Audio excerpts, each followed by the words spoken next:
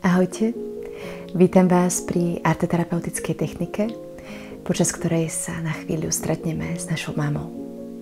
Tak ako sa stretávam ja s tou mojou vždy, keď sa ocitnem v tejto miestnosti.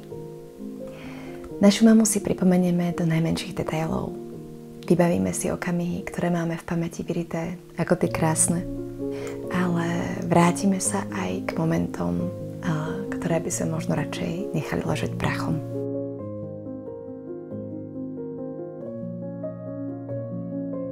Začneme tým, že si obkreslujeme našu ľavú ruku, tú, ktorá ide od srdca.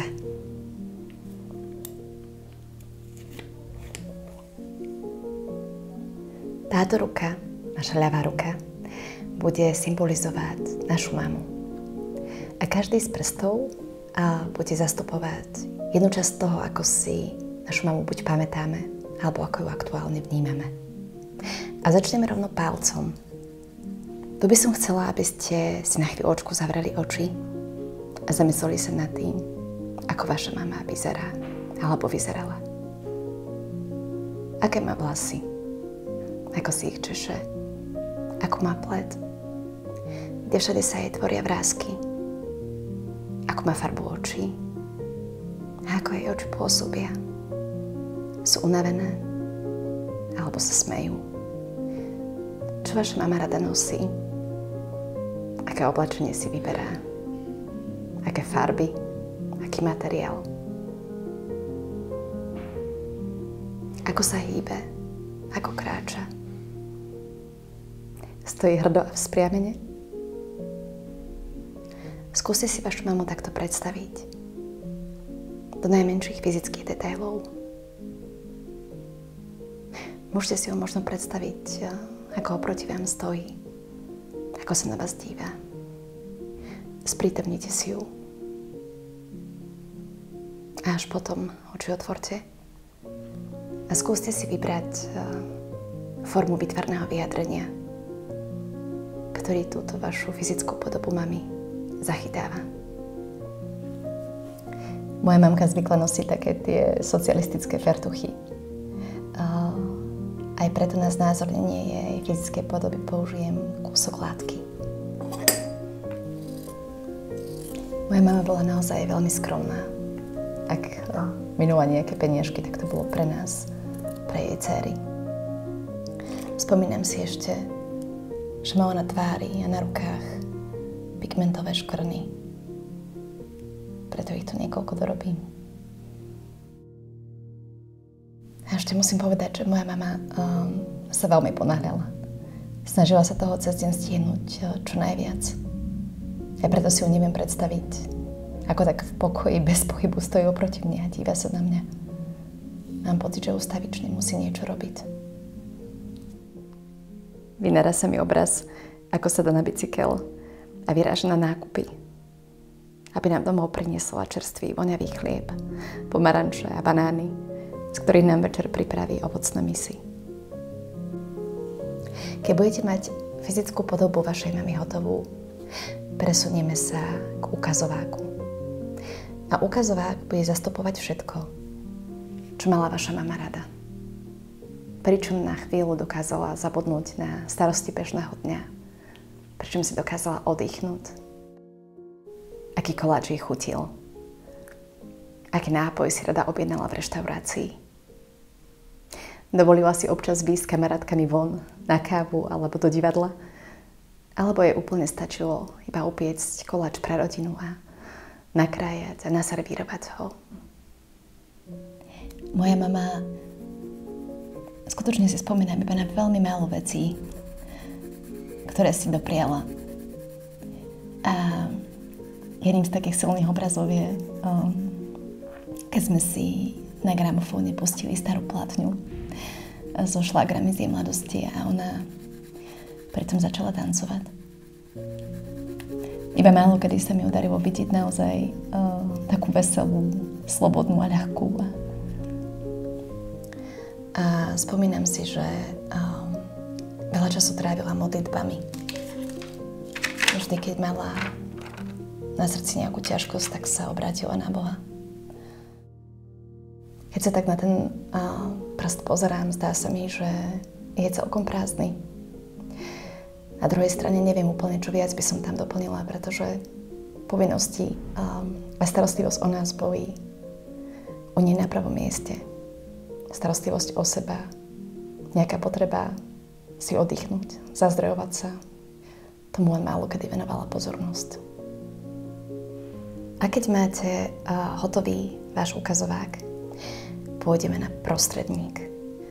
A pri ňom sa zamyslíme nad tým, z čoho mala alebo má vaša mama strach. Čoho sa bojí. Je strach niečím, čo tvorí jej každodennosť? Ovplyvňuje jej konanie, jej rozhodnutie?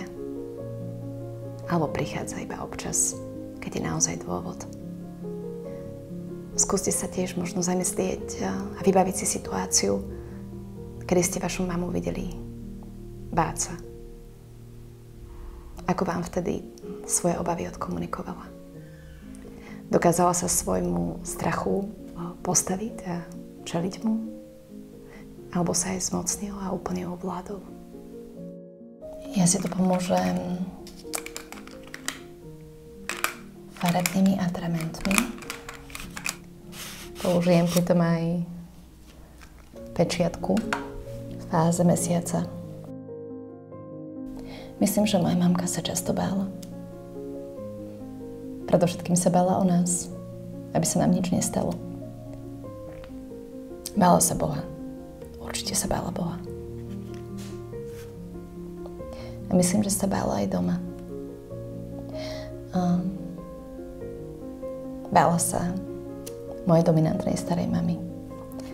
A mala strach z otcovej autority. Ako bol ukazovák vedľa prázdny a nezaplniteľný, tak sa zdá, že prostredník je až preplnený obsahom. A teraz pôjdeme na prsteník. A tam by som chcela, aby ste sa zamysleli nad tým, aké boli hodnoty vašej mamy. Aké sú hodnoty vašej mamy. Čo je pre ňu dôležité. Čo sa snaží naučiť vás. Čo sa snaží žiť. A aké sú tie hodnoty? Posilňujú ju? Alebo ju naopak obmedzujú? A vy si želáte, aby niektoré radšej pustila alebo preformulovala, aby bola slobodnejšie. A sú to vôbec jej hodnoty?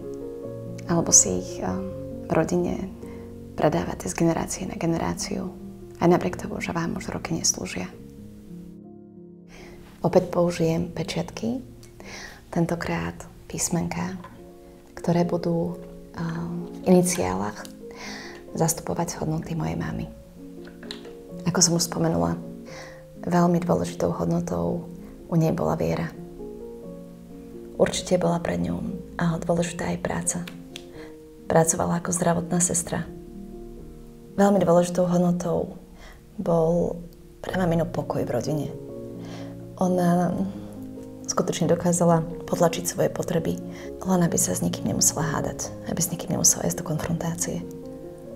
A úplne najdôležitejšou hodnotou sme pre ňu boli my, jej rodina. A hlavne my 3 dcéry.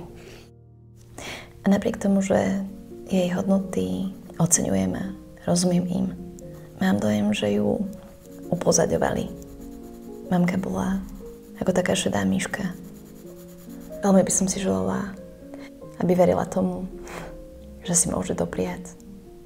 Že môže nahlas povedať to, čo si myslí. A teraz sa zamerajme na ten posledný prst. A tu by som bola rada, keby ste si veľmi, veľmi konkrétne sprítomnili situáciu. Ako vaša mama vytvárala domov? Ako vám prejavovala svoju lásku? Bolo to napríklad tým, že pripravila nejaké vynikajúce jedlo? Alebo upratala domácnosť? Možno sa spomeniete na nejaké Vianoce, na to, ako vyzdobila stromček a napiekla 10 druhov koláčov. Možno ste sa zvykli hrávať spolu spoločenské hry. Večer pred spaním partičku kariet. Možno vám ušila šaty a želala si, aby ste v nich medzi rovesníkmi zažiarili. Čokoľvek, čo vám dával ako dar, k čomu sa v spomienkach radi vraciate. Už som spomenula, že mamina nám pravidelne pripravovala ovocné misy. Keď sme sa učili, prišla a vravala, že nám priniesla energiu pre náš mozog. Ja preto teraz takto trblítavo metaforicky znázorním ovocnú misu. A potom je ešte jedna vec. Mamka vždy perfektne vyupratovala našu domácnosť.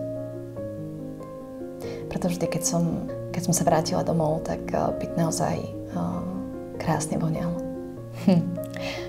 Asi si pomôžem teraz zlatým prachom, ktorým naznačím prach, ktorý u nás doma nikdy nebol. A keď máme ruku takto hotovú, zamerajme sa na dlaň a skúsme si vybaviť to, čo nám mama najčastejšie hovorila. Možno to boli slova lásky a hovorila, že nás ľúbi.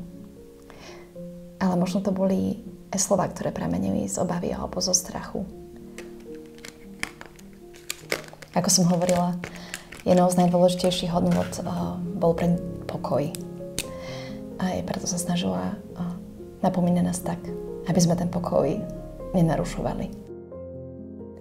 Myslím, že ja som sa naozaj naučila v mnohých prípadoch nehovoriť, čo si v skutočnosti myslím, aby som nejaký ten pomyselný pokoj nenarušila. Ako som však povedala, mamina nám často hovorila aj to, že nás ľúbi. Takže by som bola rada, keby sa tam na tej dlani ocitli aj tieto slova lásky. A keď máme maminu ruku hotovú, tak sa na ňu skúsme zadívať, ako na vás pôsobí. Skúste si teraz na chvíľu zatvoriť oči a predstaviť si, že vás tá ruka, tak ako ste ju nakreslili, že vás hladí. Že sa vás dotkne veľmi jemne. Najprv po hlave, potom po tvári a potom možno na mieste, kedy častokrát cítite bolesť. Ja cítim, ako sa tá bolesť rozplýva. Skúste si predstaviť a dotyk vašej mamy. Dajte si čas. Ostaňte chvíľu. Ostaňte s vašou mamou.